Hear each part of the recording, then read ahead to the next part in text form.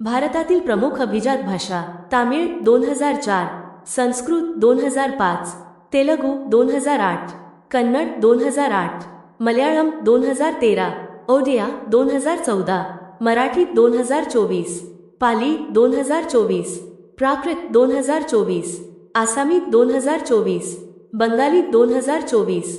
अभिजात भाषेची वैशिष्ट्ये: एखाद्या भाषेला अभिजात दर्जा मिळण्यासाठी ती 1500 ते 2000 वर्षांपूर्वीची प्राचीन असावी लागते आणि तिचा स्वतःचा समृद्ध सांस्कृतिक वारसा असावा लागतो आणि त्या भाषेचे स्वतंत्र व समृद्ध साहित्य असावे लागते.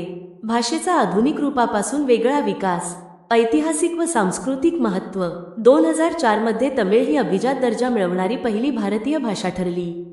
भारतात आतापर्यंत एकूण 11 भाषांना अभिजात भाषेचा दर्जा मिळाला आहे, ज्यात सुरुवातीच्या 6 भाषा तमिळ, संस्कृत, कन्नड, तेलुगू, मल्याळम, ओडिया आणि नंतर जोडलेल्या 5 नवीन भाषा मराठी, पाली, प्राकृत, आसामी, बंगाली यांचा समावेश आहे.